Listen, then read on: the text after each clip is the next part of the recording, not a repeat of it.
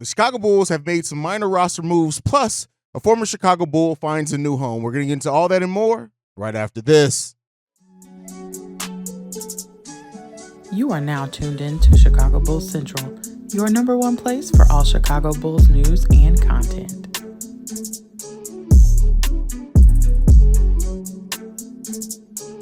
What's going on, Bulls fans? Welcome to another episode of Chicago Bulls Central, your number one spot for everything Chicago Bulls related. I'm the host here, Haize, but more importantly, you guys can follow the channel at Bulls Central Pod on every social media platform we happen to be on. With that being said, let's go ahead and get into the content for today. And this is a quick update episode. So the Chicago Bulls have signed two players to training camp deals, even though there's only 2 games left in preseason. This more than likely just means they're probably going to be converted over to G-League contracts. We'll explain that here in a minute. But the Chicago Bulls have signed former 3rd overall pick, I believe, in Derrick Favors. Now, Derrick Favors hasn't played a lot in the NBA recently. I believe he signed with the Atlanta Hawks last season, but did not log a single minute for that team. There was some talk just recently, a couple of days ago, about him being open to go to the G League. And so the Chicago Bulls have now signed him to a training camp deal, which gets him a little bit extra money if he does end up signing with the Chicago Bulls G League affiliate. The last time Derrick Favors played, it was for the OKC Thunder in the 2021-22 season. He played 39 games for that team. In 16 minutes, he averaged 5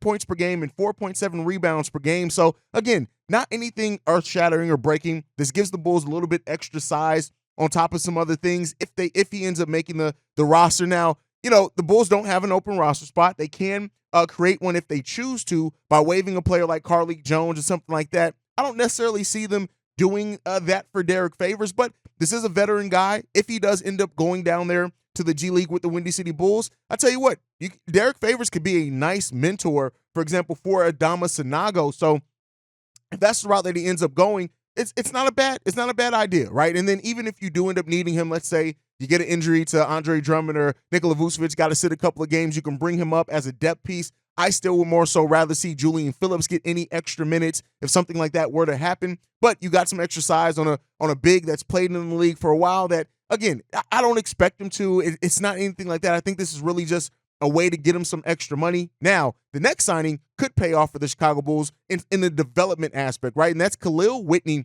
The Chicago Bulls also signed to a training camp deal for the rest of training camp. This guy's from Chicago, hometown kid, only 22 years old, played for the University of Kentucky, hasn't really done a lot at the NBA level, didn't really do a lot at Kentucky either. He's a local prospect. They then can come in, play for the Windy City Bulls, and if you do develop something out of him, okay then, right? Like I said, these moves aren't earth-shattering or anything, but you already know we're the number one spot for everything Chicago Bulls related, so I got to update you guys as things happen. As far as Whitney, he's a 6'6" forward who played with the Vipers in the G League last season. So at the end of the day, we have 2 non-guaranteed contracts in Terry Taylor and Carlik Jones. If the Bulls did want to create a roster spot for either one of these guys, I don't necessarily see it happening, especially for Whitney.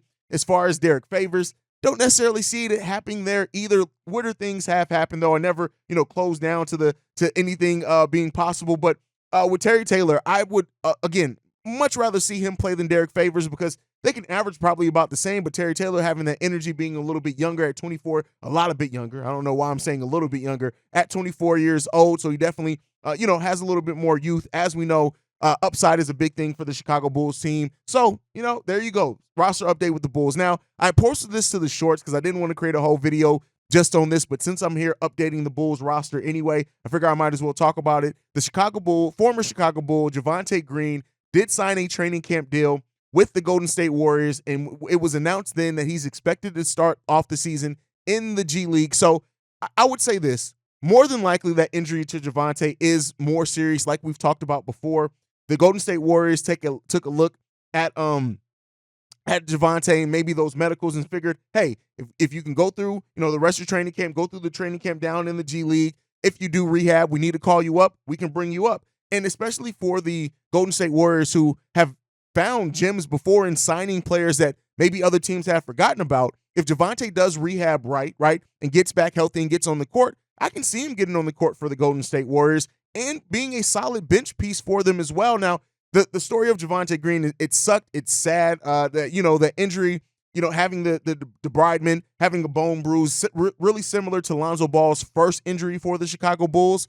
But it is what it is. Like that initial timeline for Lonzo to return is typical of that injury. Of course, he had some other things go on that he needed a second and a third surgery and things like that.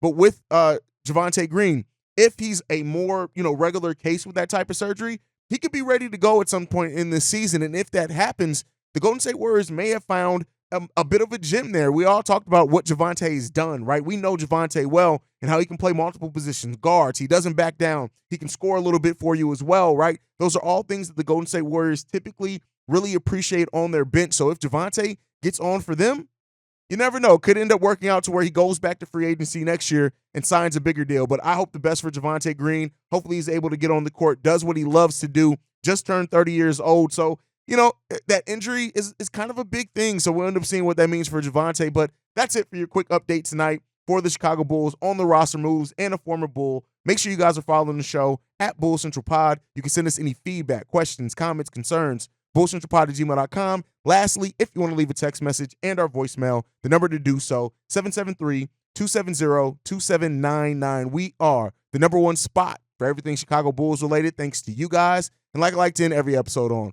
go Bulls. Love you guys. See right if you can, y'all. Peace. This has been a presentation of the Break Media.